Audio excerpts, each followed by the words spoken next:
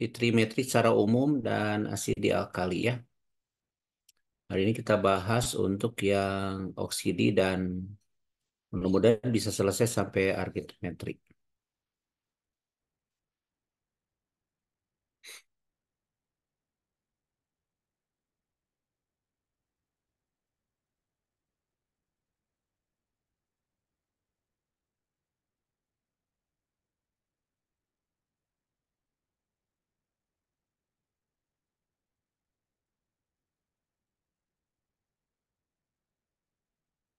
Sudah terlihat? Sudah, Pak. Ya.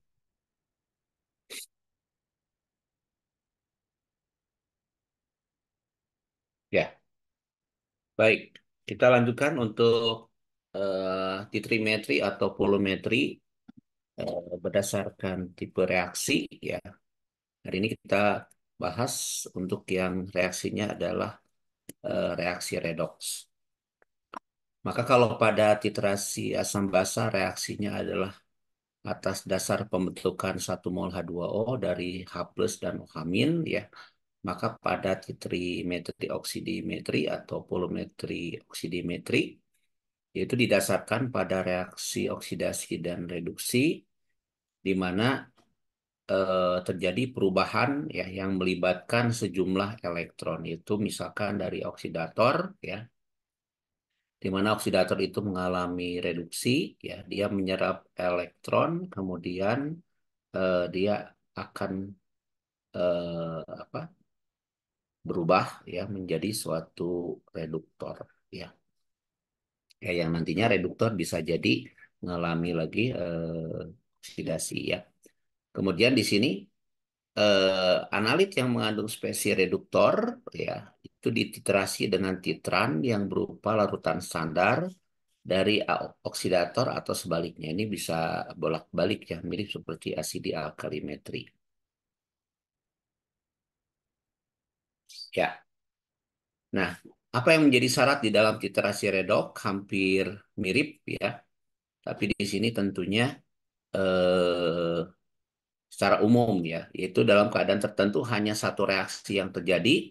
Jadi kalaupun misalkan di dalam reaksi redok ada spesies yang bisa mengalami beberapa tingkat perubahan bilangan oksidasi seperti mangan, kemudian kromat gitu ya dan golongan unsur transisi lainnya, tetapi tetap di dalam reaksinya itu harus mengalami hanya satu reaksi, artinya satu produk gitu ya. Kemudian juga sama ya, pada titik ekivalensinya reaksi harus berkesudahan, tidak boleh ada reaksi lanjutan ya. Kemudian harus ada indikator untuk menunjukkan titik akhir titrasi. Ya, jadi pernyataan ini, syarat ini secara umum ya. Walaupun nanti di dalamnya ada bisa jadi indikator yang digunakan adalah auto indikator bisa seperti itu. Nah, di sini yang lazim ya biasa digunakan di laboratorium untuk titrasi redox itu adalah di sini titrasi larutan standar oksidator kuat, di mana oksidator kuat itu bisa berupa kalium permanganat, kemudian kalium dikromat, ya, kemudian C4 plus, ya. Biasanya terjadi dalam suasana asam, ya. Kemudian I2, ya, berubah menjadi imin, ya, di mana semuanya ini kan unsur-unsurnya baik Mn, Cr, Ce4, Ce, kemudian I itu mengalami perubahan oksidasi, ya. Titrasi ini biasanya digunakan untuk larutan yang mudah dioksidasi, ya. Makanya di sini kita menggunakan suatu oksidator kuat. Kemudian kalau yang menggunakan oksidator kuat di sini ya bersifat oksidator kuat, reduktornya itu misalkan Fe2+, ya. Ya ini harus mampu mengoksidasi Fe2+ semua menjadi Fe3+. Kemudian HSO2 ya atau H3ASO3 ya. Ini biasanya karena sulit mengalami oksidasi maka harus digunakan larutan yang bersifat oksidator kuat.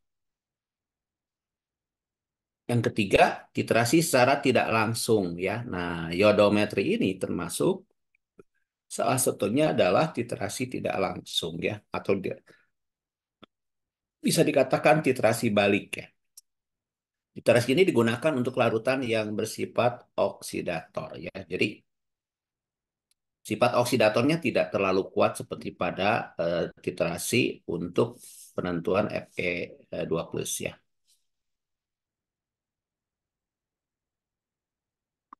Ya, kalau kita berbicara tentang kurva titrasi pada penetapan titik akhir titrasi, ya, karena di sini reaksinya adalah redox, tentunya ini melibatkan persamaan Nernst di sini ya. Masih ingat persamaan Nernst bahwa S cell sama dengan NO cell min 2,303 R kali T ya per NF log dari reduktor per konsentrasi oksidator ya. Nah, di sini digunakan untuk menentukan titik akhir titrasi ya. Kalau misalkan kita apa ingin membuat sebuah kurva titrasi ya. Nah, di sini eh, biasanya kita tetapkan reaksi itu berlangsung pada suhu 25 alias 298 Kelvin ya. Berarti ini pada keadaan suhu kamar gitu ya. Di mana S cell ya pada suhu 25 ya atau keadaan standar gitu. Seperti di SMA kita menghitung potensial sel itu adalah dalam keadaan standar yaitu suhu 25 ya. Nah, tetapi biasanya kalau yang dilakukan di sini kita tidak menggunakan konsentrasi standar 1 molar ya. Konsentrasinya bisa bermacam-macam sehingga disebut dengan selnya adalah sel konsentrasi. Jadi sel pada suhu 25 ya kalau keadaan standar itu berarti di sini masing-masing konsentrasinya adalah 1 molar. Tetapi jika konsentrasinya itu tidak 1 molar ya maka dia mempunyai konsentrasi reduktor atau oksidator tertentu. Nah, pada keadaan setimbang, S sel ini ya sama dengan nol. Ya, tadi bahwa pada keadaan suhu 25 derajat Celcius atau 298 Kelvin, ya konsentrasinya itu reduktor maupun oksidatornya adalah masing-masing 1 molar, gitu ya. Sehingga S selnya itu sama dengan nol, gitu. Ya. Sehingga kalau S sama dengan nol, maka harganya adalah 0,059 per N log K. Nah, di mana N itu adalah banyaknya elektron yang terlibat dalam reaksi. Ya, walaupun misalkan pada titrasi permanganometri, ion unsur Mn atau unsur Cr ya, kalau pada kromatometri itu bisa mengalami perubahan beberapa bilangan oksidasi ya. Tetapi kita harus menggunakan suatu zat pengoksidasi atau reduktor ya yang mengakibatkan Mn atau Cr-nya hanya mengalami satu perubahan bilangan oksidasi saja sehingga dihasilkan produk tunggal. Nah, artinya bahwa itu karena reaksinya tunggal, maka jumlah banyaknya elektron itu bisa kita tentukan dari persamaan reaksinya ya di mana besarnya itu adalah 0,059 per N log K. Jadi log-nya sama ya tetap yaitu konsentrasi kanan dibagi konsentrasi kiri. Ya, sama seperti pada titrasi asam basa tentunya kalau kurva titrasi kita plotkan ya. Tapi di sini yang kita plotkan itu bukan harga pH tetapi potensial sel ya. Oke, terhadap volume. Oke. Jadi titrasi redok ini kita plotkan ya antara potensial sel dalam satuan volt ya terhadap volume titran ya.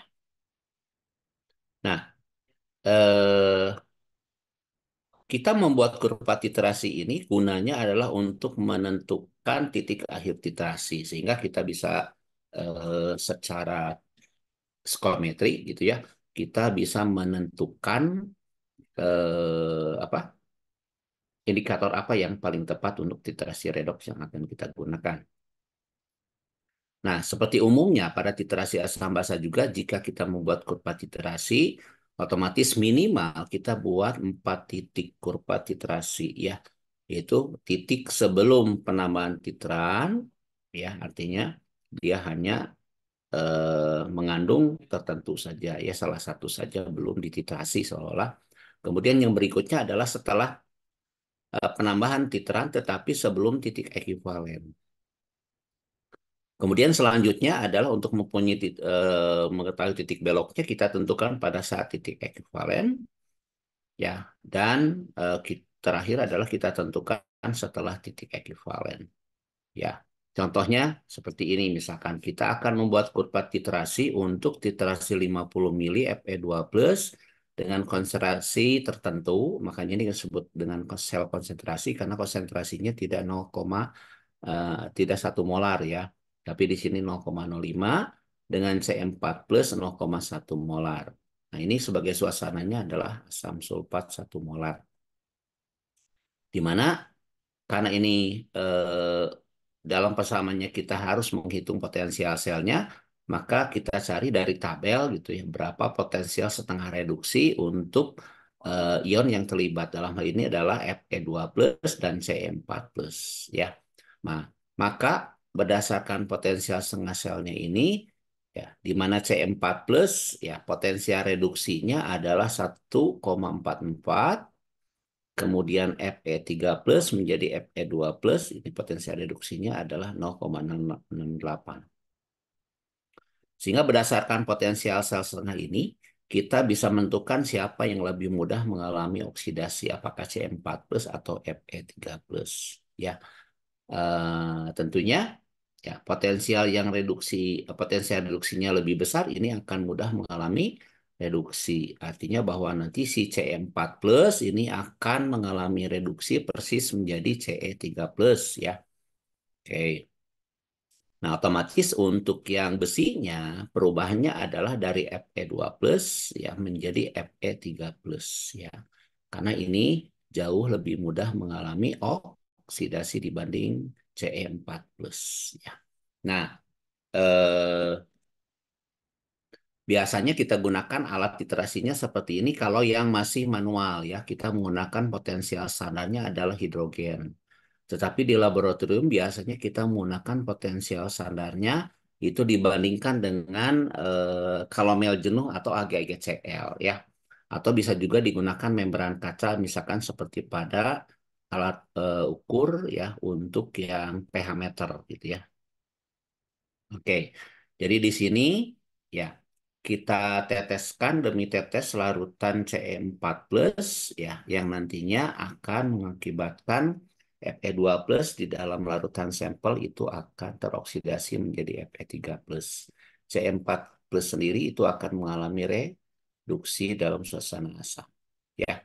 Nah, untuk menentukan potensialnya, di sini kita menggunakan potensial pembandingnya adalah hidrogen. Seperti yang sudah Anda ketahui bahwa potensial setengah untuk hidrogen, yaitu perjanjiannya berapa? Nol ya, 0 volt. Maka apa yang terukur pada voltmeter ini kita anggap ya itu adalah potensial sel yang dihasilkan. Karena sebagai pembandingnya adalah hidrogen yang dianggap sama dengan nol ya. Ini jauh lebih mudah. Tetapi kalau misalkan kita gunakan elektroda reference-nya ya, bukan hidrogen, maka otomatis contohnya seperti kalau mel jenuh atau AgCl, maka potensial yang dihasilkan tidak akan sama karena sebagai pembandingnya itu beda ya. Oke. Nah, dalam pembuatan kurva tadi kita tentukan potensial awal. Potensial awal itu adalah sebelum penambahan dari titran itu C4 plus ya. Dalam hal ini ya larutan artinya karena ya sebelum penambahan C4 plus artinya larutan hanya mengandung Fe2 plus di mana C4 plusnya kan belum ditambahkan. Otomatis bahwa konsentrasi ya yang diharapkan Fe2 plus berubah menjadi Fe3 plusnya itu belum ada. Ya, walaupun kita tahu persis secara teoritis bahwa Fe2 plus ini mudah ya teroksidasi oleh udara. Tetapi jumlah yang teroksidasi oleh udara itu adalah sangat kecil. Ya, itu secara teoritis sangat kecil. Tetapi kita tidak bisa mengetahui. Ya, sehingga untuk pembuatan kurva titrasi pada kurva untuk yang titrasi C4 plus dengan Fe2 plus ini kita tidak bisa tidak mempunyai data gitu. Karena tadi ya C4 plusnya kan belum ditambahkan, artinya belum ada perubahan Fe2 plus menjadi Fe3 plus. Kalaupun tadi Fe2 plus itu bisa teroksidasi oleh udara menjadi Fe3 plus, tetapi jumlahnya itu tidak dapat kita ketahui, gitu ya. Sehingga di sini pada keadaan awal kita tidak mempunyai potensial awal untuk sebelum penambahan C4 plus. Nah, keadaan kedua adalah kita tambahkan sedikit dari Ce4 plus tapi sebelum mencapai titik ekivalen. Misalkan saja kita tambahkan boleh 1 mili, 2 mili, 3 mili, 4 mili gitu ya. Yang penting sesaat sebelum mencapai titik ekivalen. Nah, dalam hal ini misalkan kalau Pak kita tambahkan 5 mili Ce4 plus ya, di mana berdasarkan reaksi tadi ini ya. Kalau di sininya ditambahkan, karena di sini reaksinya adalah sudah sama ya, 1:1, berarti jumlah milimol ekivalen C4 plus itu sama dengan milimol Fe2 plus yang teroksidasi. Ya, sehingga konsentrasi C4 plus ini kan sama dengan Fe 3 plusnya, gitu ya. Nah, sehingga di sini konsentrasi Fe3 plus itu sama dengan C4 plus. Nah, berarti konsentrasi Fe3 plusnya bisa kita hitung ya. Dari jumlah volume yang ditambahkan yaitu 5 mili dengan konsentrasi Ce4 plusnya itu adalah 0,1 M dibagi volume total karena awalnya tadi volume Fe2 plusnya itu adalah 50 ditambahkan 5 maka ini 55. Kita akan dapat harga Fe3 plusnya adalah setengah dibagi dengan 55 ya atau 1/110. Nah, sehingga berapa banyak Fe2 plus yang masih tersisa itu tinggal kita selisihkan. Tadi dari persoalan ini kan kita awalnya adalah punya 50 mili Fe2 plus konsentrasi 0,05 ya. Oke, kalau kita kalikan berarti ini adalah 0,25 milimol ya. Ini 0,2 milimol itu Fe2 plus sebelum mengalami oksidasi ya. Oke, jadi 50 kali 0,05 atau alias 5 kali 0,5. Jadi 2,5 milimol ya. Oke. Kemudian berarti diselisihkan di sini ya. Diselisihkan dengan banyaknya Ce4 plus yang ditambahkan. Ya, konsentrasinya Ce4 plus adalah 0,1. Sehingga jumlah Fe2 plus ya yang teroksidasi itu adalah 2 dibagi 55 atau 4/110.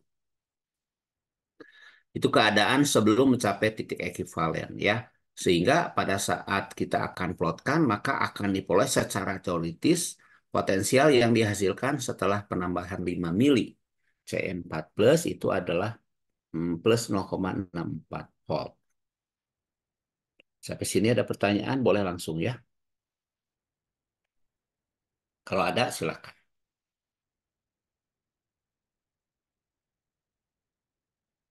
Ini baru 2 titik ya, 2 titik. Jadi pada saat penambahan 5 mili yaitu sebelum mencapai titik ekivalen. Kemudian titik yang ketiga adalah saat titik ekivalen. Nah, seperti pada teori bahwa pada saat titik ekivalen bahwa jumlah ya Ce4 plus yang ditambahkan itu mampu mengoksidasi Fe2 plus semuanya gitu ya. Sehingga pada saat kesetimbangan ya bahwa potensial saya yang dihasilkan itu adalah ini yaitu 1,06 1,06 volt ya karena jumlah konsentrasinya kan itu habis-habis gitu ya. Jadi ini yang terlibat adalah dari potensial selnya. Kemudian karena kita akan menentukan titik ekivalen itu kurvanya seperti apa, maka penambahan dari Ce4 plus itu kita lanjutkan gitu ya.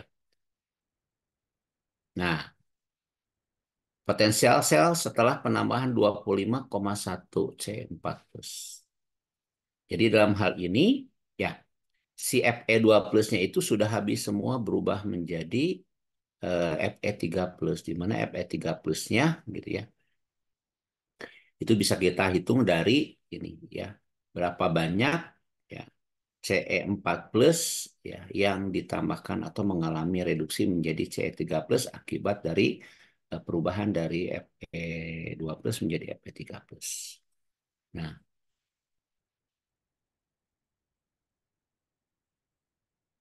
jadi perhitungannya seperti ini, sehingga pada saat eh, sesaat setelah mencapai titik ekuivalen, tepatnya adalah penambahan 25,1 mili C4 plus, maka potensial yang terjadi adalah 1,3-an ya. Oke, ini ingat bahwa volume totalnya adalah 75 ya. Oke, baik. Nah, setelah itu ya, kalau secara lengkap, kalau Anda hitung dapat titiknya seperti ini. Saya buat perhitungannya lebih detail gitu ya. Lebih detail, tidak hanya 4 titik, yaitu tadi pada saat 0, di mana 0 tidak punya data, kemudian 5 mili, ya. Kemudian pada saat titik ekuivalen itu penambahan 25 mili, dan tadi penambahan berlebih 0,1, ya ini 1,3. Nah, ini pun contoh pembuatan kurva yang agak kasar gitu ya, karena penambahannya ini minimalnya adalah 4 mili ya. Oke, ini Anda bisa perhalus penambahan volume reaksinya itu tidak per 5 mili atau per 4 mili ya, tapi per 2 mili misalkan. Nah, sehingga diharapkan bahwa kurva yang terbentuk adalah seperti ini. Nah, kurva ini kan mirip saja seperti pada titrasi asam basa ya. Mirip kalau saya katakan seperti huruf S di sini. Dan titik ekivalen itu pasti terjadinya adalah setengahnya dari garis ini gitu ya. Ini berlaku umum berarti. Nah, sehingga untuk memperoleh titik ekuivalennya yang lebih tepat adalah kita plotkan ke sini. Gitu ya. Oke. Kenapa kita bisa menentukan titik ekuivalen secara teoritis gitu. Padahal kita secara praktis bisa. Nah, secara praktis karena ini titrasinya adalah konvensional, maka pada saat penentuan titik ekuivalen itu eh, karena keterbatasan mata ya dan kecepatan tangan untuk menghentikan penambahan dari titran, maka biasanya ya titik ekuivalen itu kita perolehnya tidak tepat ya. Nah, untuk memperoleh tepat secara teoritis, titik ekuivalennya bisa kita plotkan ke dalam kurva seperti ini dengan cara kita proyeksikan dari sini ke bawah ya. Oke. Baik.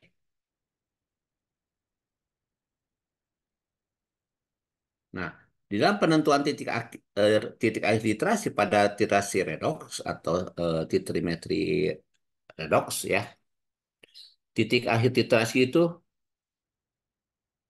bisa kita tentukan dengan cara tadi, pembuatan kurva melalui potensiometri. Kemudian bisa juga ya kita menggunakan yang namanya autoindikator di sini, di mana titran zat penetrasi bertindak sebagai indikator. Artinya seperti tadi saya katakan bahwa karena ini umumnya digunakan untuk titrasi unsur-unsur transisi, dan kita tahu persis bahwa unsur transisi itu kan adalah unsur-unsur di mana pada pembentukan senyawanya pada umumnya adalah senyawa kompleks berwarna gitu ya. Sehingga beberapa reaksi titrasi redox itu tidak membutuhkan indikator.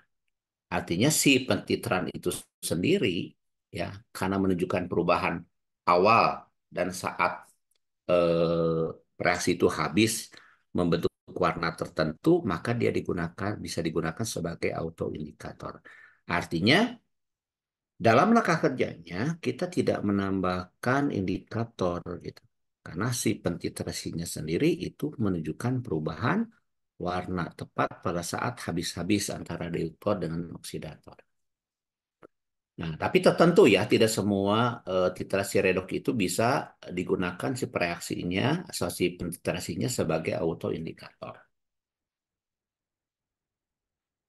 Oke, nah yang keempat bisa juga kita menggunakan indikator spesifik. ya, di mana perubahan itu tertentu gitu ya. Kemudian kita bisa juga menggunakan indikator yang memang indikatornya adalah mengalami perubahan redox. Kalau pada titrasi asam basa, indikatornya kan kita gunakan indikator asam basa, artinya bahwa si indikator itu adalah suatu asam lemah atau basa lemah yang bisa berubah warnanya pada pH tertentu gitu ya. Nah, tetapi di sini juga kita bisa menemukan indikator redox gitu ya. Oke. Nah, yang ini tadi kita sudah lakukan contoh perhitungannya yang mengikuti titrasi secara potensiometri. Tadi contohnya adalah kita hitung lewat persamaan Nernst ya. Oke. Nah, secara umum kalau kita menggunakan instrumen ya untuk penentuan titik akhir titrasi, eh, data yang kita gunakan, data yang kita peroleh itu tidak hanya untuk menentukan titik akhir titrasi, ya, tapi kita juga bisa menentukan konsentrasi analit maupun konsanta kesetimbangan. Ini kelebihan dari metode potensiometri. Jadi selain menentukan titik akhir titrasi, kita bisa menentukan juga konsentrasi analit dan konstanta kesetimbangan. Ya. Nah, kalau konvensional kan kebanyakan digunakan untuk penentuan konsentrasi analit.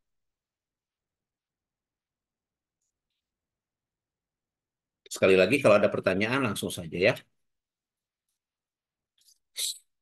Baik.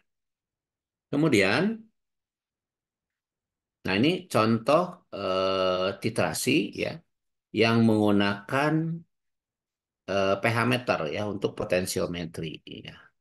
Jadi ini titrasinya kita tidak menggunakan indikator ya. Di mana titik akhir titrasi itu kita peroleh lewat plot gitu ya. Jadi pada contoh titrasi ini adalah titrasi yang memang bukan konvensional alias bisa dikatakan titrasi modern karena untuk pengamatan titik ekuivalen kita tidak menggunakan panca indera tapi kita menggunakan bantuan dari instrumen digital yaitu yang pH meter, di mana setiap penambahan tetes dari titran itu kita catat perubahan pH-nya ya. Tentunya pada saat pengamatannya ini stirnya muter terus ya.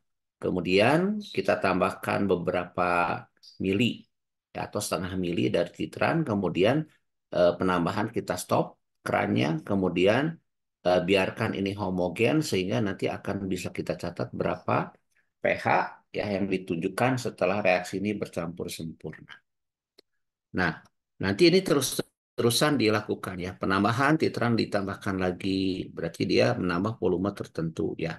Kemudian kita biarkan sampai pH-nya dapat ya. Terus tambahkan lagi titran, kemudian pH dapat juga ya. Nah, dari hubungan apa? Banyaknya volume titran yang ditambahkan terhadap perubahan pH kita plotkan ke dalam kurva titrasi karena di sini menggunakan pH meter maka di sini disebutnya adalah titrasi potensiometri ya. Nah, pada titrasi potensiometri ini ya eh, secara umum ya itu didasarkan kepada besarnya potensial ektoda sel ya, di mana itu adalah sebagai fungsi dari volume titran atau sebanding istilahnya ya, sebanding dengan volume titran. Sehingga nantinya dari hubungan potensial elektroda maupun pH itu terhadap volume titran kita dapat kurva titrasi potensiometrinya ya. Nah, sebagai contoh misalkan kita melakukan titrasi cukup detail di sini penambahannya 5 5 kemudian 2 1. Berarti di sini kita sudah ada kecurigaan bahwa akan terjadi saat titik ekuivalen. Tetapi sekali lagi, karena kita tidak menggunakan indikator, kita tidak bisa hanya menambahkan tadi. Kalau secara hitungan di 25 titik ekuivalen itu terjadi. Padahal bisa jadi perubahan titik ekuivalen itu tidak tepat di 25. Bisa jadi kurang dari 25 atau lebih dari 25. Ya. Nah, dengan kurva ini kita bisa plotkan sehingga kita bisa tentukan berapa volume ya yang ditambahkan untuk mencapai titik ekuivalen. Kemudian seiring dengan penambahan dari volume titran, tentunya ada perubahan dari potensial sel. Nah, di sini di kolomnya tertulis EPS SCE. Maksudnya adalah besarnya potensial sebanding dengan saturated calomel electrode gitu ya. Jadi dibacanya itu menggunakan elektrodanya bukan hidrogen tapi ini SCE ya, saturated calomel electrode atau elektroda calomel jenuh gitu ya. Nah, pada saat penambahan 5 mili ya kita catat ya berapa potensial selnya. Oke. Kemudian kita tambahkan lagi misalkan 15 mili ya. Oke, berarti tambah lagi 10 gitu ya. Sehingga potensialnya diperoleh. Dan seterusnya, kalau secara teoritis titik ekuivalen itu terjadi 25, maka kita tambahkan si reaksinya itu melebihi dari kapasitas pembentukan titik ekuivalen ya. Jadi ini kita tambahkan sampai beberapa titik lebih besar ya. Nah, sehingga di sini kita dapat hubungan antara volume terhadap potensial sel yang menggunakan saturated electrode calomel jenuh. Nah, keuntungannya pada titrasi potensiometri ini, data ini ya, ini bisa kita turunkan yang menjadi turunan kedua dan turunan ketiga. Apa tujuannya? Tujuannya adalah untuk mempermudah di dalam hal penentuan titik ekuivalen. Sebab kalau kita menggunakan data yang awal, yaitu hubungan antara volume titran yang ditambahkan terhadap potensial yang kita baca menggunakan elektroda kalomel jenuh, ya, itu sampai melewati titik ekuivalen. Nah, hubungan antara volume dan potensial dengan menggunakan elektroda kalomel jenuh ini gambarnya seperti ini. Mirip seperti pada titrasi asam basa itu seperti huruf S.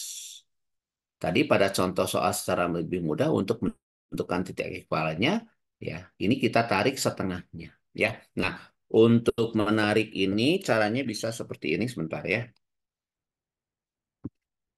Jadi ini kita bisa pakai cara jajaran genjang. Bentar, saya hubungkan dulu pentabnya.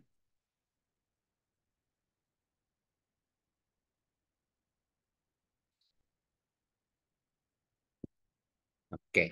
Jadi kalau misalkan untuk menarik menarik apa garis tengah itu, contohnya seperti ini kalau yang manual ya. Sebentar, saya balik dulu ke sini.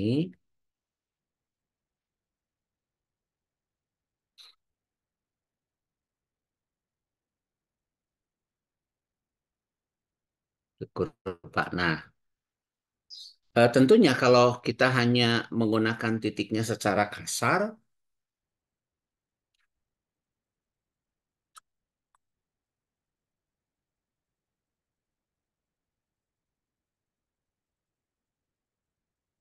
ya, oke. Kalau secara kasar, nah ini bisa secara ini ya, secara garis. Ini kita ambil garisnya itu lurus di sini nih. Ini kita tarik garis ya, sesuai dengan sudut ini. Jadi kalau ini garisnya ini lurus begini, nah kita tarik ke sini. Ini anggap lurus ya.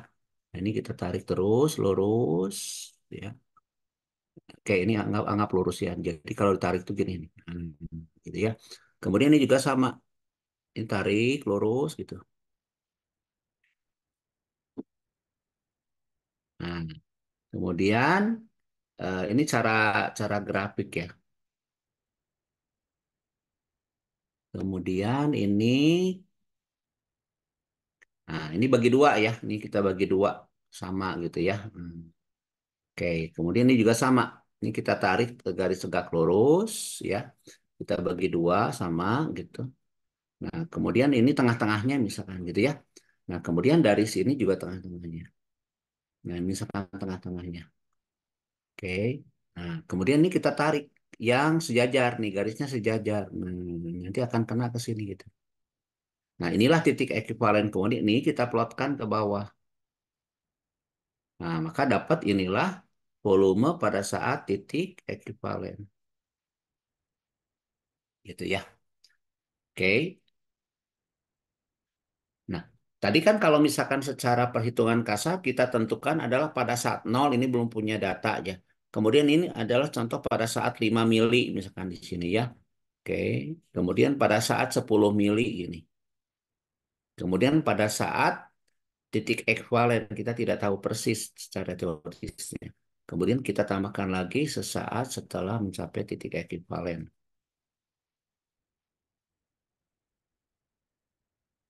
Nah, misalkan di sini. Nah, kalau kita tarik garis kan ini mungkin kalau kita tarik secara ini kan kasar nih, ini nggak bisa. Ini nariknya bisa jadi begini gitu ya, nih bisa jadi begini gitu. Atau seperti apa gitu, ya. Oke. Nah, maka di dalam hal pembuatan kurva ini kita harus tambahkan detail. Jadi kita tambahkan titik lagi gitu ya supaya nanti makin banyak titik-titik. Nah, ke sini di sini tuh makin halus gitu. Juga di sini harusnya adalah makin halus kita tambahkan di beberapa titik ya. Oke, sehingga kalau seperti ini kan memang kita bisa tariknya adalah seperti ini lurus, sorry, naik gitu ya. Nah, jadi enak gitu. Tidak seperti yang ini gitu. Oke ya. Nah, itu cara kalau kita tidak turunkan ya. Nah, pada titrasi potensiometri ini ya hubungan tadi antara volume dengan potensial itu kita dapat langsung. Pada saat 5 mili potensialnya 0,062, pada saat 15 mili potensial selnya adalah 0,083 dan seterusnya. Kalau kita plotkan mirip seperti huruf S seperti ini. Nah, tadi yang saya katakan yang di sini itu yang kita buat detail ya. Nih, makin detail, makin halus gitu, maka kita akan dapat yang ini.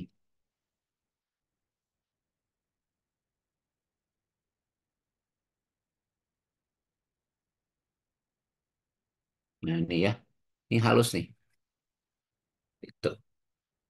Nah, di sini kan dalam hal menarik menarik garis ya, menarik garis ini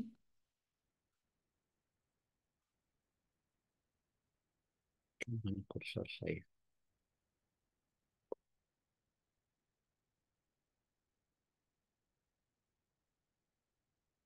Nah, dalam hal menarik garis ini kan ini sangat subjektif ya. Oke, dari tarik di sini kan sangat subjektif. Maka ada cara kedua ya untuk menentukan titik ekuivalen lebih tepat. Itu dengan cara apa? Kita turunkan gitu ya. Nah, menjadi hubungannya antara volume dengan turunan pertama yaitu delta E per delta V. Nah, ini cara ngitungnya delta E per delta V itu adalah gini.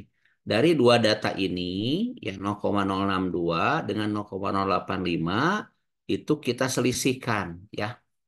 Kalau kita selisihkan berarti ini 0,0023. Kemudian kita selisihkan volume ini karena delta V ya.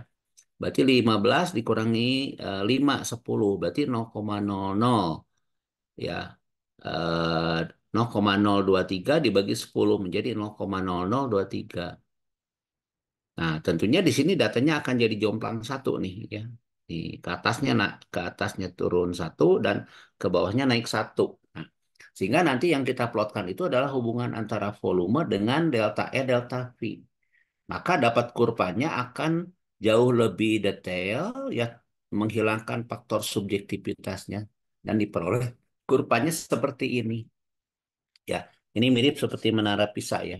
Kalau kita zoom gitu, nah ini, maka kita udah dapat tuh titik tengahnya. Kita tinggal tarik garis gitu. Ya, jadi penentuan titik ekuivalen lebih detail. Dan ini juga bisa diturunkan lagi menjadi turunan yang ketiga ya, supaya lebih detail lagi dalam hal menentukan titik ekuivalen. Kalau kita turunkan, maka dapat delta kuadrat E per delta pi kuadrat ya atau pi kuadrat dibagi mili. Jadi data yang turunan kedua ini kita selisihkan lagi. Ya, 0,0023 dikurangi 0,044 dalam tanda mutlak dibagi dengan volumenya di sini ya. Oke, sehingga diperolehnya adalah 0,00021 dan seterusnya. Jadi ini selalu diselisihkan ya, delta kuadrat ya per delta V kuadrat.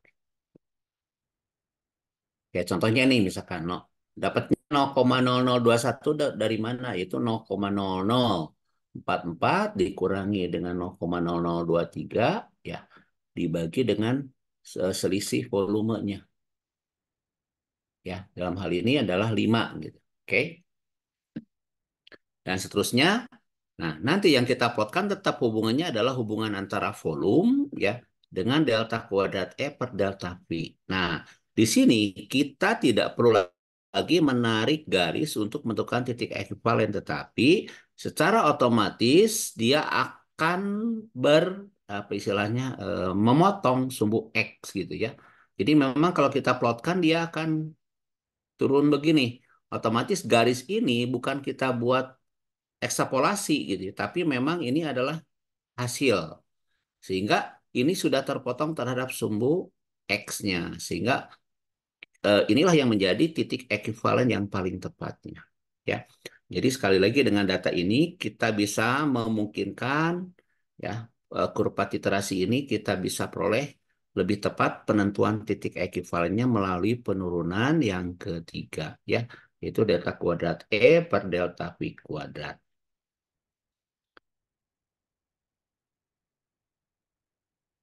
Baik. Nah, selanjutnya kita bicarakan tentang titran yang bertindak sebagai autoindikator.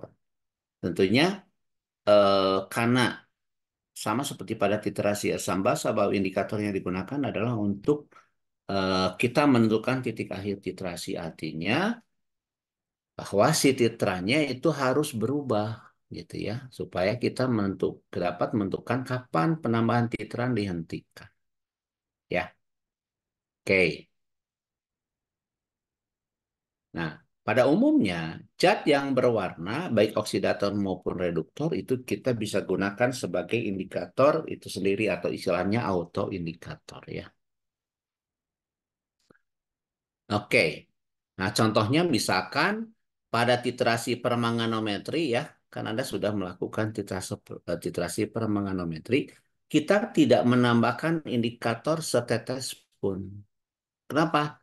Karena kalium permanganat sendiri itu ya dia bisa mengalami perubahan warna ya menjadi warna berbeda kalau dia mengalami perubahan bilog. Contohnya di sini misalkan Mn-nya adalah dalam Mn7 plus menjadi Mn2 plus. Dalam keadaan Mn7 plus warnanya adalah ungu. Dalam suasana asam gitu ya, maka penambahan dari MnO4- di dalam buret ya dalam suasana asam ini bisa ya tereduksi menjadi Mn2 plus menjadi tidak berwarna. Nah, tetapi di dalam hal titrasinya, perhatikan di sini bahwa perubahan MnO4- menjadi Mn2 plus yang tidak berwarna itu harus sesuai pH-nya di sini ya. Nah, pH-nya di sini.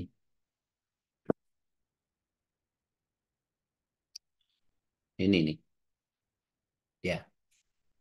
Jadi pada titrasi permanganometri ini harus Anda perhatikan adalah pH yang digunakan. Makanya biasanya ini digunakan suatu buffer gitu ya dan harus mencapai. Nah, selain itu juga biasanya di dalam titrasi ini kita memanaskan ya karena untuk terjadinya reaksi itu agak lambat di sini sehingga kita harus panaskan ya. Jadi eh, seringkali ini menemukan masalah karena tidak tepatnya pH yang digunakan, kemudian campurannya itu kita panaskan dulu sampai suhu tertentu, yaitu bisa menyebabkan hasil ya antara yang pengulangan pertama dengan pengulangan kedua agak jauh gitu ya. Pada titrasi ini kita harapkan bahwa eh, penambahan berlebih satu tetes dari MnO4- ini akan menyebabkan larutannya jadi merah muda. atau merah jambu. Kalau kelebihan beberapa tetes atau banyak, ini warnanya akan jadi ungu gitu ya. Oke. Nah, kemudian yang ketiga adalah indikator spesifik. Ya, ada beberapa indikator spesifik seperti yang kita kenal, contohnya adalah larutan kanji atau amilum, kemudian bisa juga ion tiosianat. Ya, di mana kalau amilum itu titrasinya adalah biasanya untuk iodometri atau iodimetri, ya, menghasilkan perubahan warna, ya. Pada saat pembentukan kompleks ion triiodida itu warnanya menjadi biru gelap atau biru fuchsia, ya. Kemudian untuk penentuan ion tiosianat, ya, itu akan menghasilkan warna merah dengan ion Fe3+, ya. Oke. Ini indikatornya spesifik, ya. Baik. Kemudian yang keempat, ya, tadi sudah ya bahwa di sini kita menggunakan persamaan Nernst pada titrasi redoks ini, ya. Oke.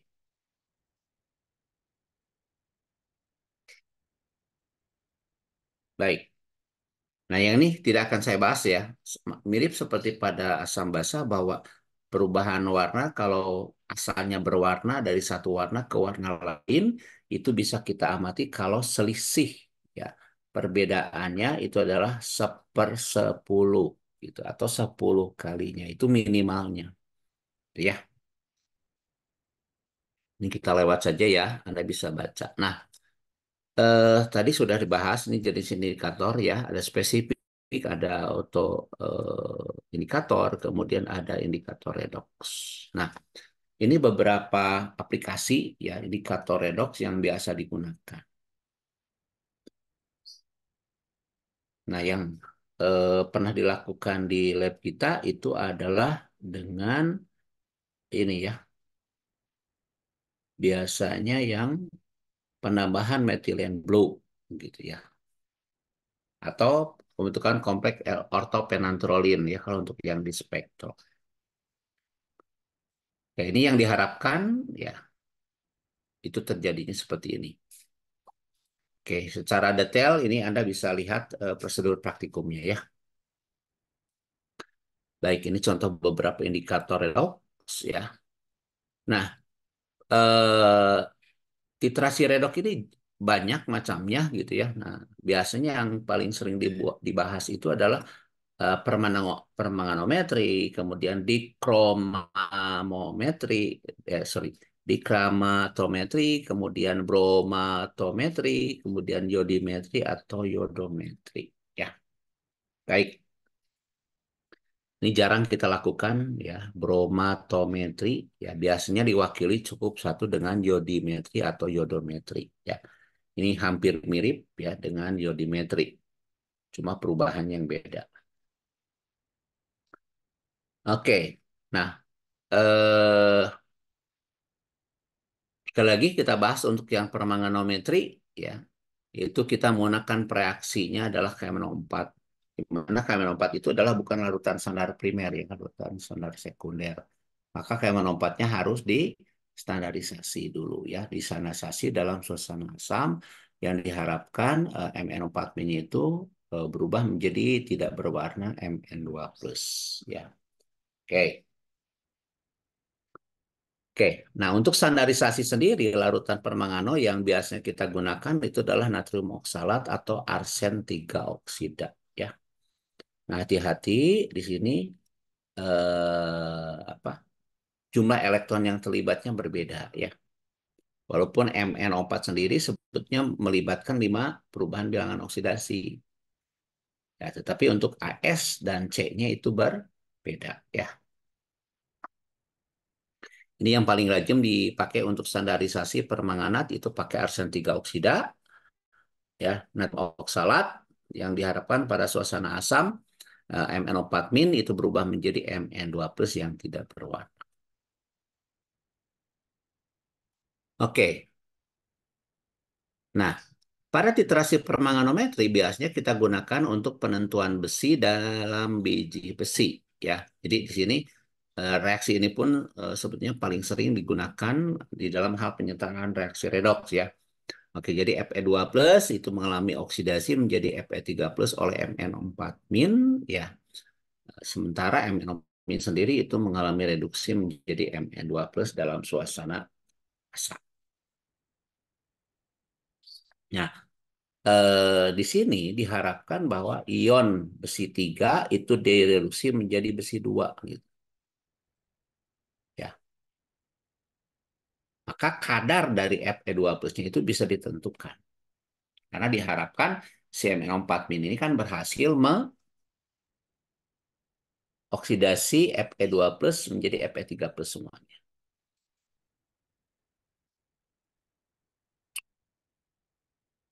Nah, kemudian titrasi permanganometri juga digunakan untuk titrasi penentuan kadar hidrogen peroksida.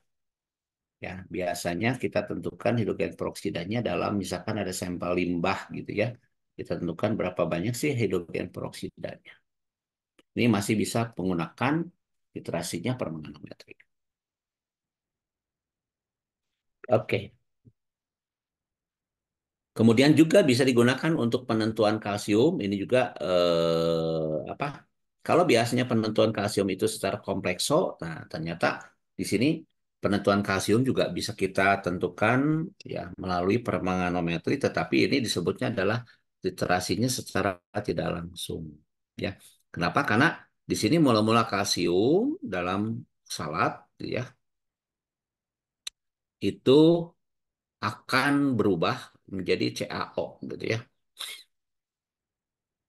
Nah, sebagai contoh di sini misalkan ya dalam suasana asam besi 2 ya oh sorry ini mah contohnya yang bukan yang Ca ya. Contohnya penentuan kadar besi. Oke. Dalam suasana asam besi 2 dititrasi dengan larutan kalium permanganat 0,0206 molar. Ya, larutan KN4 yang diperlukan adalah 40,20 mili. Hitunglah berapa miligram besi dalam larutan tersebut ya. Oke. Baik, nanti ini dilatih saja sendiri ya. Targetnya apa hari ini kita selesai untuk volumetri ya. Silakan Anda di ini ini contoh perhitungannya reaksi yang terlibat adalah seperti ini. Ya kita setarakan dulu terserah Anda mau pakai cara setengah reaksi atau cara Bilog ya. Oke. Dari data molaritas dan volume kita dapat milimol dari KN4. Karena di sini kita sudah terlanjur membuat bersama reaksi, jadi kita boleh hitungnya dalam bentuk milimol, tidak usah dalam bentuk milimol ekuivalen.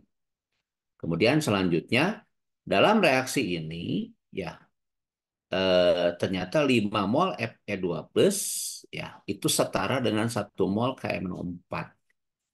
Sehingga berapa jumlah mol Fe yang diperlukan itu adalah 5 kali dari ini. Ya, karena mol KMNO4-nya itu dari data volumenya tadi sudah mencapai titik ekuivalen pada saat penambahan 40,2. Sehingga di sini banyaknya Fe yang diperlukan itu adalah sebanyak 231,8 miligram. Ya untuk mereduksi MnO4 min menjadi Mn2 plus.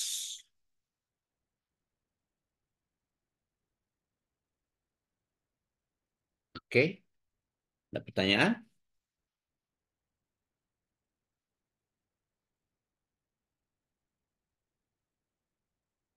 Cukup. Baik, kita lanjut ya. Nah, ini juga sama sebetulnya hanya reaksinya aja menggunakan krom. Ya, cara perhitungannya mirip. Artinya bahwa Anda harus tahu persis reaksi yang terlibat. Ya, pada dikromatometri ini perubahannya adalah dari CR-nya itu adalah plus 6 ya berubah menjadi plus 3 dalam suasana asam. Artinya bahwa 1 mol Cr2O72 min itu melibatkan 6 mol elektron untuk direduksi menjadi Cr3 plus. Ya, baik.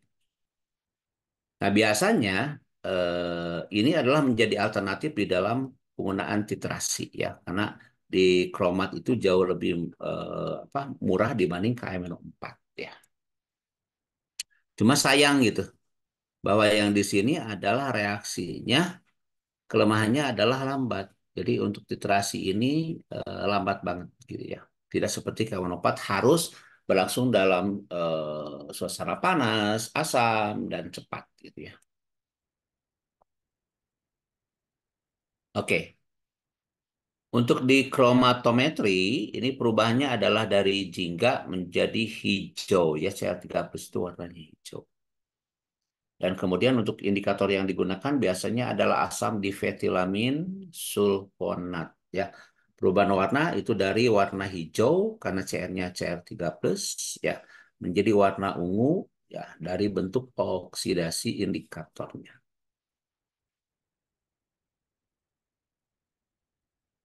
Ya, selanjutnya ini cukup sering juga muncul ya di dalam persoalan perhitungan yaitu titerasi dengan yodium. Ya. Nah, di sini kita langsung saja ya. Kalau yodimetri itu disebutnya cara langsung, tapi kalau yodometri itu cara tidak langsung. Ya, oke. Jadi bisa jadi ini dikatakan yodometri, ya, atau yodimetri ini langsung atau tidak langsung. Ya, jadi titrasi langsung tidak langsung itu dikenal pada yodimetri dan yodometri.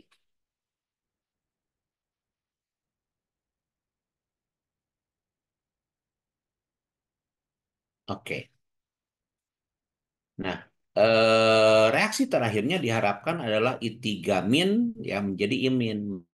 Di sini umumnya kita menggunakan indikatornya adalah amilum. Ya. Maka adanya amilum dengan kehadiran kompleks I3-min itu akan menyebabkan warnanya menjadi biru. Kalau dititrasi, diharapkan warna birunya hilang karena berubah menjadi imin yang tidak berwarna. Seperti itu ya. Oke. Nah, reaksinya seperti ini. Ya, imin menjadi 2I2. Maka di sini akan menunjukkan adanya I2 dalam amilum berwarna biru. Ya, ini kalau titrasinya dihentikan bila terjadi perubahan warna dari tidak berwarna, yaitu imin menjadi warna biru. Tapi sebaliknya, kalau pada iodometri, titrasi dihentikan bila terjadi perubahan dari biru menjadi tidak berwarna. Ya, kebalikannya. Oke.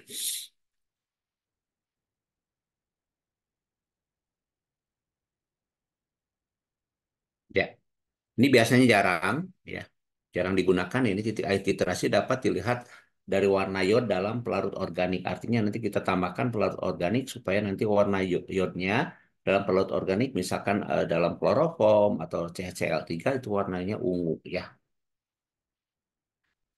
Nah, cuma di sini pada titrasi iodometri, ya, karena pembentukannya adalah I2, I2 itu sifatnya sebetulnya adalah mudah menguap.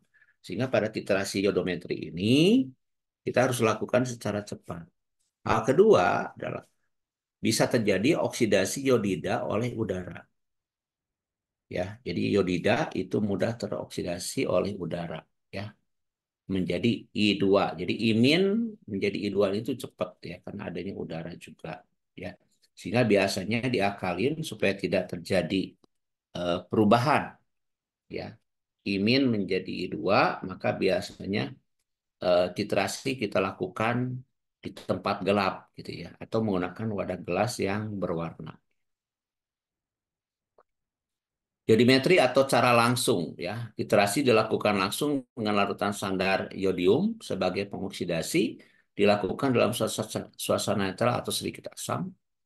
Ya, penggunaan cara ini terbatas di mana reduktor yang dititrasi langsung dengan yodin dia adalah hanya beberapa ion ini. Ya, oke. Jadi walaupun secara umum reaksinya bolak-balik, tapi yodimetri ini lebih terbatas gitu ya.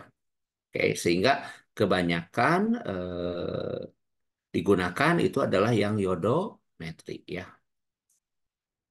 Nah, ini contoh beberapa yodimetri ya.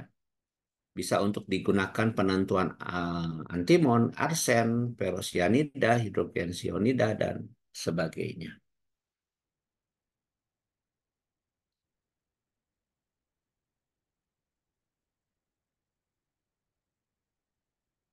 Jadi walaupun terbatas cukup banyak juga gitu ya. Oke,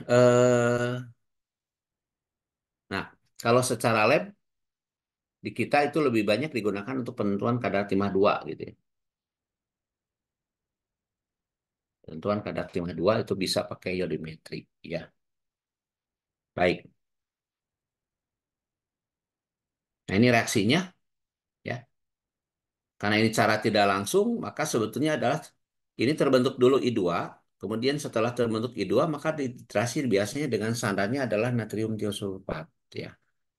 Maka ini diharapkan akan berubah lagi menjadi imin. Artinya bahwa di sini apa dari adanya warna biru akan menjadi tidak berwarna ya, karena dihasilkannya imin.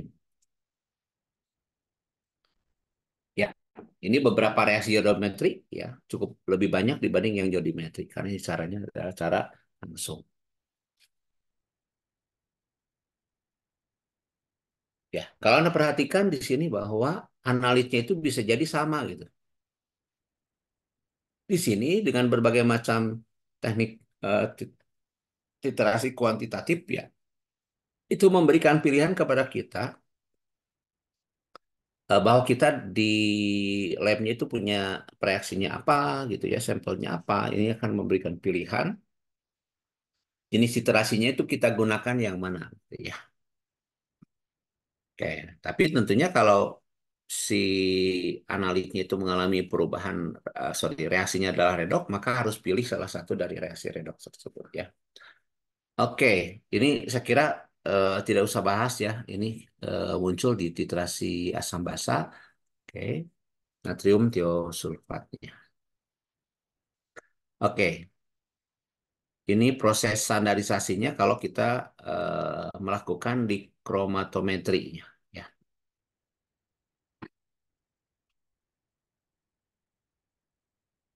Oke, intinya di sini bahwa Cr2O72- ya ditambahkan Ki berlebih, gitu ya, dia akan berubah menjadi Cr3+ dan I2. Nanti ini dikasih amilum dia akan berwarna, ya. Kemudian dititrasi dengan natrium tiosulfat akan menjadi tidak berwarna. Maka secara tidak langsung reaksi totalnya adalah Cr2O7- dalam suasana asam, ya. Ini mengalami reduksi oleh S2O32- menjadi Cr3+. Sementara tiosulfatnya sendiri itu mengalami oksidasi ya. Baik. Nah, untuk larutan standar bisa juga digunakan adalah kalium iodat di sini ya. Jadi ini untuk standarisasinya bisa kalium iodat. Oke. Yang unik di dalam reaksi redok ini bahwa 1 mol dari analit itu dia bisa berbeda walaupun misalkan analitnya sama ya gitu. Seperti O3- misalkan. Di sini melibatkan beberapa perubahan bilangan oksidasi. Hati-hati ya. Nah, juga ini berfungsi nanti kita menentukan berat ekivalen dari kalium iodat yang harus ditimbang gitu. Ya. Sini contohnya adalah berat ekivalen dari kalium iodat adalah 1/6 berat molekulnya yaitu 35,67. Oke. Karena ini sebetulnya perubahannya adalah melibatkan perubahan 6 bilangan oksidasi. Ya, makanya 1/6 gitu ya. Oke. Contoh soalnya seperti ini ya. Oke. Suatu larutan natrium tiosulfat distandarisasi dengan melarutkan ini ya. Oke, 0,121 gram KiO3 dalam air ditambahkan Ki berlebih dan diasapkan dengan HCl. Iodin dibebaskan memerlukan 41,64 ml larutan tiosulfat untuk memberikan warna biru kompleks kanji yodium atau amilum ya, amilum iodin. Hitunglah molaritas dari natrium tiosulfat. Oke. Nah, di sini kita bisa hitung berapa jumlah mol natrium tiosulfat yang diperlukan. Ya, ini singkatnya aja ya, 3,3925 milimol natrium tiosulfat. Kemudian selanjutnya kita bisa menentukan konsentrasinya karena volume totalnya diketahui ya, sehingga dibagi volumenya 1,64 diperoleh 0,0815 molar. Ya, oke. Nah, silakan Anda coba untuk yang ini ya. Oke. Nah, nanti ini silakan saja pelajari ya. Ini cara tepatnya kita menggunakan bilangan oksidasi. Baik, itu untuk yang oksidi ya. Selanjutnya kita masuk ke yang kompleks. Oke. Kompleksometri. Ini mungkin secara singkat saja ya. Nah, literasi kompleksometri.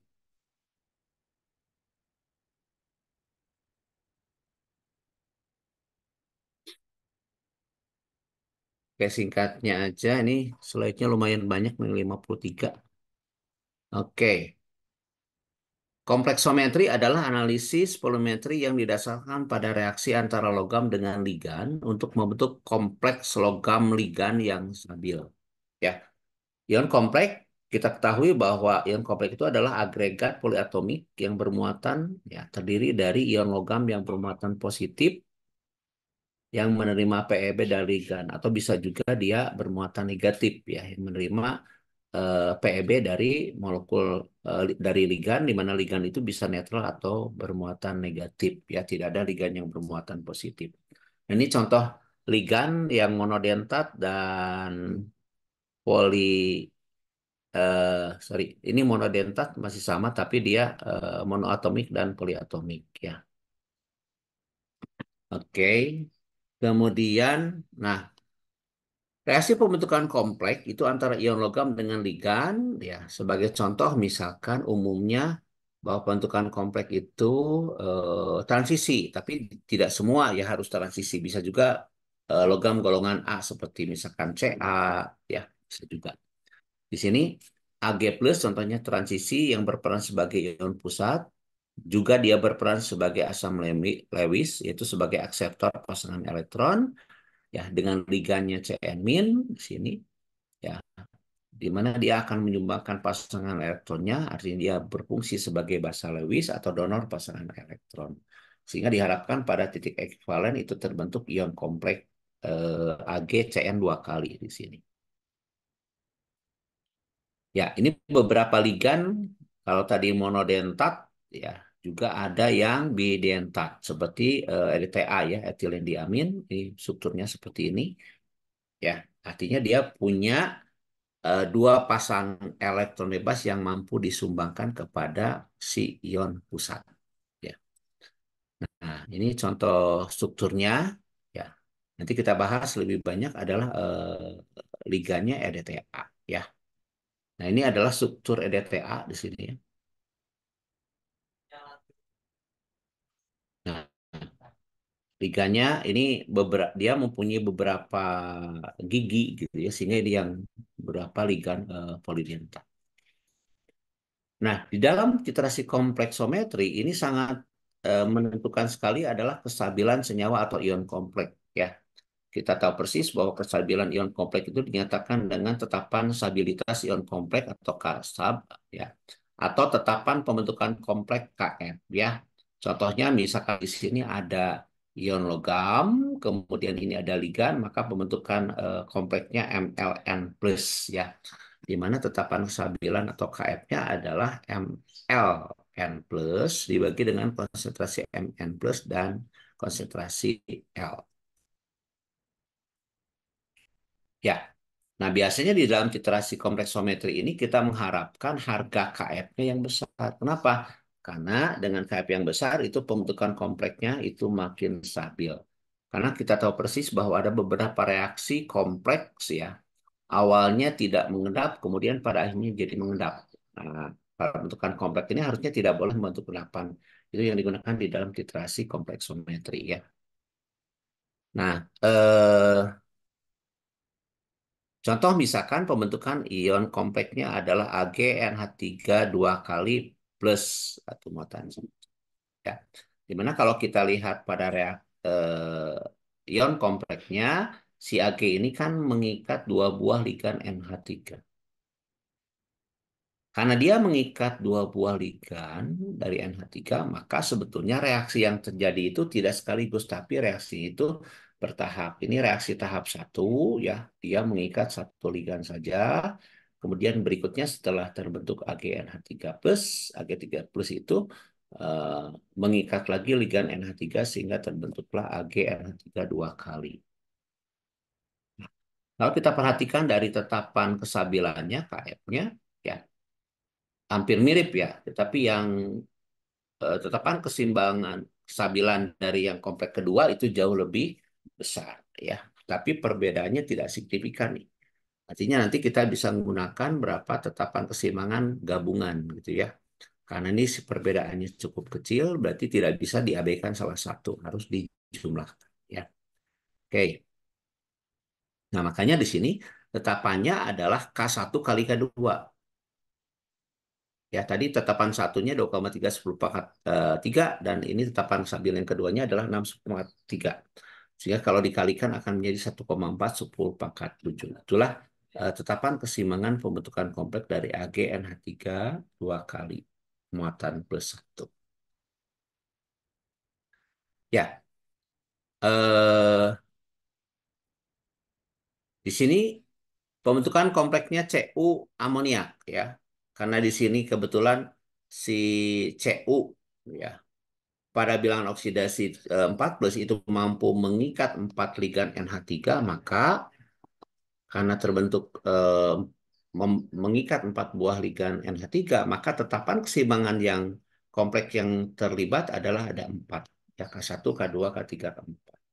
Sehingga total ya tetapan kesabilan kompleks dari Cu amoniak itu adalah hasil kali K1, K2, K3, K4 yaitu sebesar 8,114 Dan kita lihat bahwa di sini harganya sangat besar dan itu artinya bahwa pembentukan kompleks CuNH3 itu cukup stabil.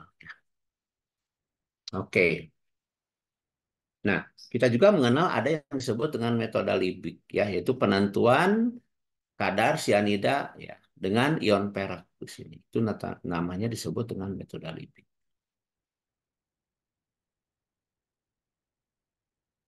Nah, dalam hal ini berarti tujuannya adalah menentukan kadar sianida.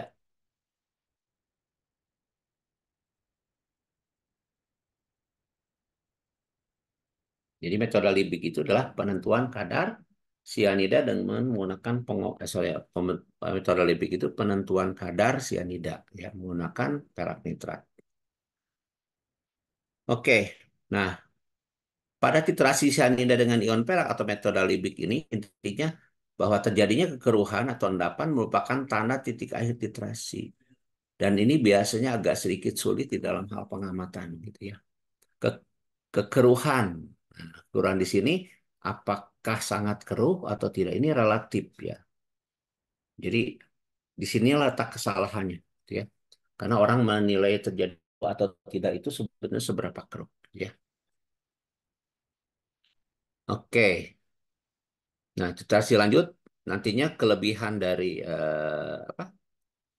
Setelah pembentukan kompleks, maka si Ag-nya akan didapatkan menjadi Ag. Sehingga pada titik akhir titrasinya itu, yaitu kekeruhan itu karena munculnya AgI. Sebetulnya kalau kita lihat dari endapan AgI itu warnanya kuning gitu ya. Jadi keruhnya itu keruhnya agak kuning gitu ya, karena Ag itu kuning. Jadi metode Liebig itu adalah pembentukan kekeruhan karena adanya terbentuknya endapan AgI yang asalnya kompleks itu larut menjadi endapan ya. Nah, eh, literasi pada ligan monodentat ya, terutama untuk penentuan kadar merkuri ya atau ion klorida ini disatukan dengan merkuri 2. Tapi ini memang di laboratorium agak jarang digunakan karena memang sifat dari merkurinya yang termasuknya berbahaya ya. Nah, pada pembentukan merkuri ini dia melibatkan sebetulnya 4 buah ligan Cl-. Tetapi karena tetapan kesabilan kompleksnya itu kecil, maka ini diabaikan terhadap yang 10 pangkat 6. Sehingga seolah-olah pada literasi ion klorida dengan merkuri ini seolah hanya melibatkan 2 reaksi, padahal sebetulnya adalah 4 reaksi ya. Oke, literasi ion klorida dengan ion merkuri, indikator yang digunakan itu natrium nitroplusida, ini nggak pernah kita lakukan ya. Oke, endapan putih merkuri 2 nitroplusida, titik akhir titrasi itu terbentuk. Kemudian bisa juga digunakan di sini di fenilkarbazida ya tidak berwarna dan di fenilkarbazon itu warna jingga akan bentuk kompleks merkuri 2 yang berwarna ungu tua. Ini agak mirip dengan penggunaan EBT ya. Nah, sebetulnya yang paling sering digunakan di dalam titrasi kompleksometri itu adalah menggunakan indikatornya EBT ya. Nah, terus ligan yang digunakan kebanyakan adalah ligan EDTA yang paling sering kita gunakan di laboratorium ya. Di mana apa itu EDTA? Ya, EDTA adalah reaksi yang sangat baik karena membentuk kelat dengan semua ion logam dengan bentuk kompleks stabil yang larut dalam air dengan keistimewaannya adalah 1:1 gitu. Ya ini reaksinya adalah 1:1. Maka dengan apapun si EDTA digunakan akan 1:1 sehingga ini memudahkan di dalam hal perhitungannya ya karena 1:1. EDTA sendiri singkatan dari etilen diamin tetraacetic acid. Strukturnya memang dia termasuknya adalah bidentat, artinya dia mampu menyumbangkan dua pasangan elektron bebas. Ya, sebagai ligan EDTA itu mampu menyimbangkan dua pasangan elektron bebas, maka EDTA itu disebutnya adalah ligan bidentat. Ya, nah, ya. Nah, ini yang istimewa dari EDTA. Ya, ini. Nah, walaupun reaksi yang terlibat itu sekian banyak, ya, tapi istimewanya EDTA ini, ya. Nah, ini EDTA itu, ini singkatnya aja ya.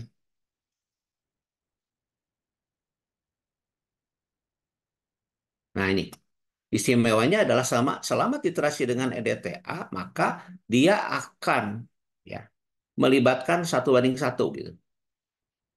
Ya, jadi terhadap ligan, terhadap ion logam apapun, ya muatannya berapapun, ini pasti perbandingannya akan 1:1. Itu yang memudahkan di dalam hal penggunaan EDTA ya.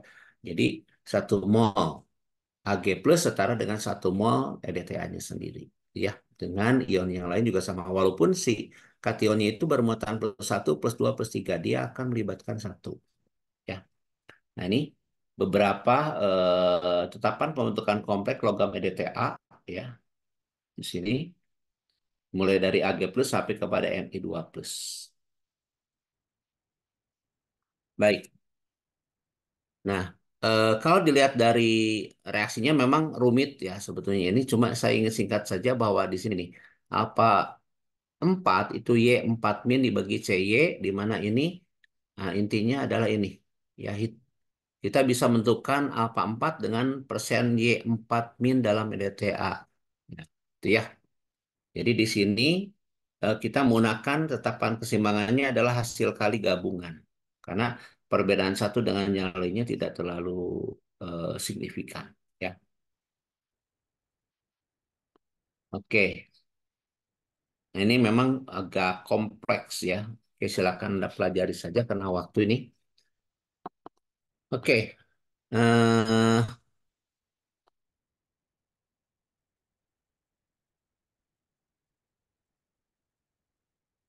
nah, ini aplikasinya aja ya. Oke.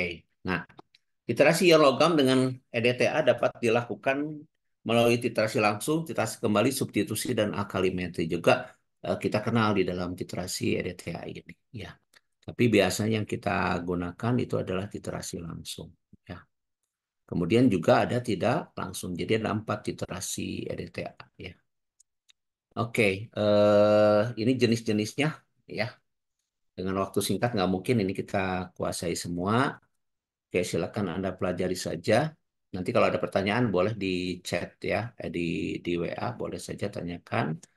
Oke, ini kita percepat saja untuk menyediakan bahan untuk polimetrinya. Ya, oke. Ini jenis-jenisnya silakan saja pelajari ya. Oke, nah sama ya. Jadi mungkin nanti kalau Anda akan cukup memahami, kalau Anda pelajarinya cukup di kurva literasi EDT aja ya, supaya proses bagaimana perhitungan literasinya Anda pelajari dari sini. Kalau ada pertanyaan silakan ya. Oke, kita bisa latih di sini ya. Jadi pelajari. Nah ini yang saya katakan bahwa kation berapapun muatannya ya dengan EDT itu reaksinya adalah 1:1 di sini. Ya, sehingga ini bisa kita gunakan perhitungannya adalah seperti ini ya reaksinya. Dan secara titik ya sama gitu ya, ada minimal 4 titik pada saat pembuatan kurva kalibrasi. Intinya kemudian nah hubungan antara volume ya dengan pH-nya akan terjadi mirip seperti pada titrasi pada umumnya asam basa maupun juga pada titrasi yang tadi ya seperti huruf S. Oke, nah silakan Anda hitung di sini ya untuk latihannya mirip hanya diganti sedikit saja. Oke, ini sekedar tahu saja bahwa titrasi EDTA itu sebetulnya ada tiga daerah yang terjadi di dalam titrasi EDTA ya. Oke, ini kerupat titrasi kompleks Hall itu sangat tergantung kepada pH ya. Intinya bahwa titrasi kompleks Hall itu harus kita gunakan pada pH yang paling tepat. Kenapa? Supaya titik ekuivalen itu terjadi secara drastis. Artinya perubahannya bisa kita amati dengan jelas. Tapi kalau pendek di sini ya perubahan untuk mencapai titik akhir titrasinya tidak jelas sehingga kesalahannya cukup besar gitu ya. Baik, ini beberapa indikator yang bisa digunakan. Ada indikator ion logam gitu ya. Nah, biasanya yang digunakan adalah EBT ya. Dan perubahan warnanya biasanya adalah kompleks EBT logam itu adalah berwarna merah ya. Kemudian titik akhir titrasi itu terjadi pada saat dia terbentuknya warna biru gitu ya. Nah, ini ya. Biasanya ini dihentikan. Tapi birunya ini bukan biru jelas ya, tapi ungu biru gitu ya. Asalnya ungu merah ini menjadi ungu biru. Memang di dalam hal titrasi kompreso ini agak lebih ribet di dalam hal pengamatan karena perubahan warna dari merah anggur menjadi biru gitu ya. Agak sulit secara apa manual gitu ya. Ini perlu latihan yang cukup kuat ya. Oke, ini untuk perubahannya. Oke, ini contohnya juga sama ya. Silakan saja Anda pelajari. Nah, ini yang Anda kenal ya dari merah anggur menjadi biru ya. Tapi ini birunya sebetulnya sangat jelas kalau di sini ya. Padahal sebetulnya aslinya itu tidak terlalu jelas warna birunya. Ini sangat tergantung kepada jumlah EBT yang digunakan. Ya, kalau makin pekat warnanya makin kelihatan. Tapi kalau Anda sedikit saja penambahannya perubahan warna ungu, merah ungu menjadi birunya agak kurang jelas. Ya. Nah, ini beberapa indikator yang bisa digunakan, ya mulai dari kalmasit, silenol, mureksit, dan sebagainya. Baik, satu lagi ya, mungkin bisa satu lagi itu titrasi pengendapan.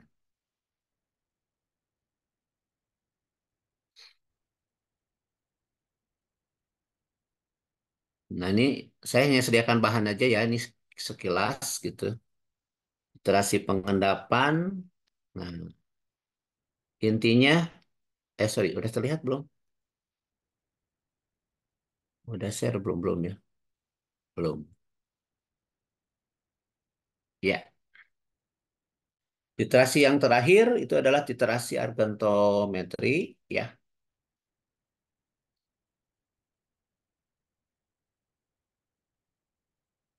Tapi biasanya di literasi pengendapan atau argentometri ini adalah perubahan warna yang terjadi pada saat literasi argentometri itu dilakukan, ya. Oke, titrasi argentometri ini lebih tepat ya. Sebetulnya penggunaan garam ageton gas sebagai larutan standar. Dia otomatis ya AgNO3-nya sebagai standar ya. Biasanya digunakan untuk penentuan ion-ion halida dan sianida ya. Oke. Padahal tadi pada komplekso juga sama ya. Kita menggunakan Ag, cuma dia tidak mengendap gitu. Nah, kalau pada titrasi argentometri itu diharapkan dia mengendap. Kalau tadi kompleks itu dia tidak mengendap. Nah, karena Ag ini pasti nanti suatu saat dia akan membentuk kompleks, maka ini sebetulnya pada saat AgNO3 sebagai larutan standar ketemu ion halida, sianida gitu ya, itu akan membentuk endapan atau senyawa kompleks gitu. Nah, karena larutan preaksi standarnya AgNO3 ya, maka titrasi ini sebutnya dengan titrasi argentometri. Ya, di mana titrasi argometri adalah salah satu bagian dari banyak proses pengendapan dan pembentukan kompleks. Ya, jadi khusus ini. Argatometer itu kalau kita menggunakan sonarnya adalah larutan perak. Padahal sebetulnya titrasi pengendapan itu ya adalah seluruh reaksi yang mengendap. Tapi kalau khusus reaksinya menggunakan perak disebutnya argentometri ya. Nah, kemudian larutan standarnya oke sama ini kriterianya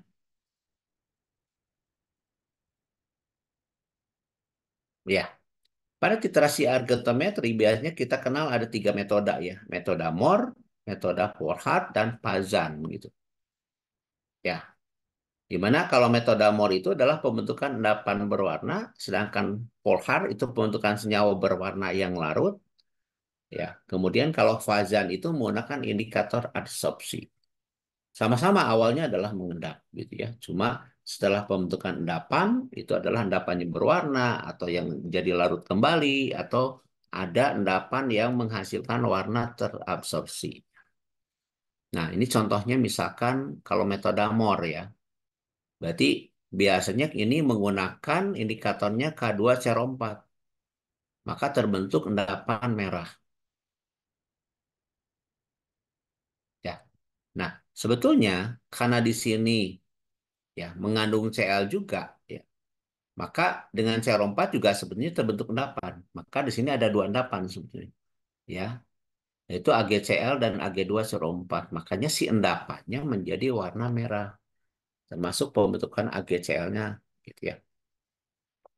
Kemudian pembentukan endapan ini sangat juga ditentukan oleh pH-nya. Sehingga pH-nya harus disetting ya di antara 6,5 sampai 9. Ya, oke. Jadi ini biasanya kita tambahkan suatu larutan ya dengan baper tertentu supaya pH-nya tercapai dan stabil. Nah ini apa yang terjadi kalau larutannya terlalu asam? Kalau terlalu asam ya maka kita biasanya kan ini diuji dulu pakai kertas lakmus ya apakah terlalu asam atau terlalu basah ya. Maka kalau terlalu asam ini netralkan dulu penambahan CaCO3 murni atau Na2CO3 berlebih. Kalau terlalu basah berarti kita tambahkan dari asam salat di sini ya. Baru dinetralkan oleh CaCO3. Oke, dan kebetulan untuk argitometri biasanya kita tidak memerlukan pemanasan. Kenapa? Karena kalau dilakukan pemanasan, maka ini bisa larut dalam suhu tertentu, gitu ya.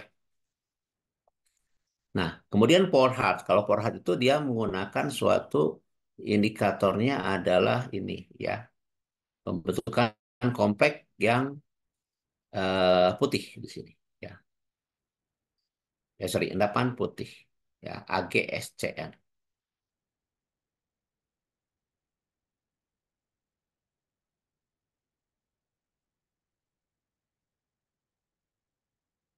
Ini metode Porhat. Kemudian, ya, terbentuk warna merah coklat di sini. Ya, gimana cara Warhat ini sama ya intinya adalah untuk penentuan ion klorida Cl-, Br-, dan I-. Ya, ini dalam suasananya adalah asam.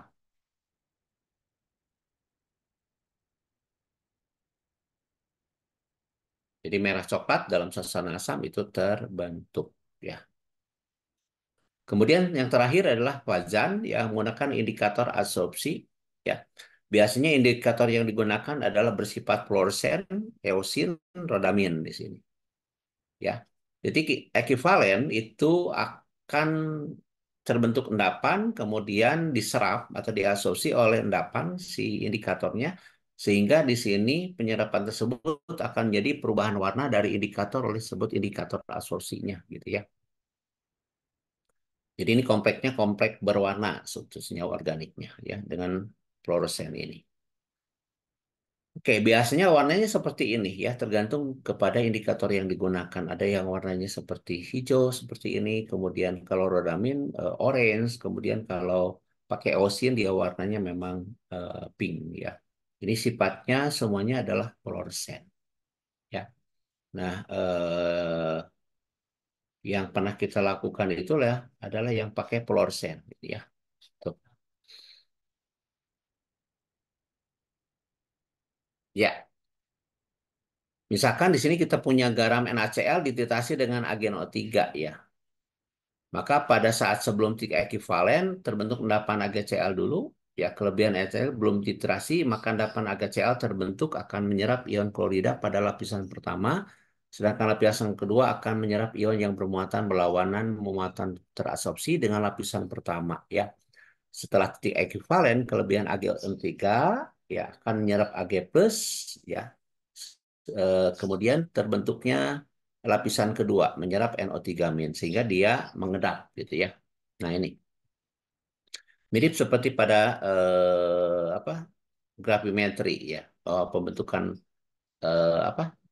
Agregat itu ya, meliputi inti dari koloid kemudian terjadi berlapis-lapis di sini ya.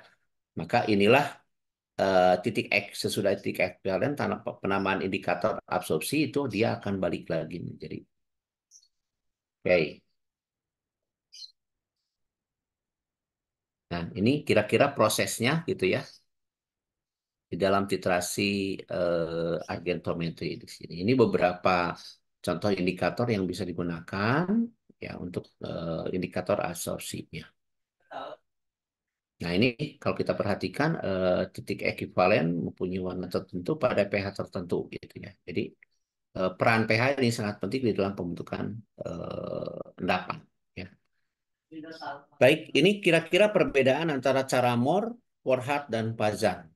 Ya, baik dari sisi pH, kemudian istilahnya titrasi langsung dan tidak langsung, kemudian indikator yang digunakan, serta perubahan pada saat titik ekuivalen. Mungkin dengan tabel ini akan jauh lebih memudahkan di dalam hal mempelajari apa persamaan dan perbedaan antara ketiga metode. Ya, oke.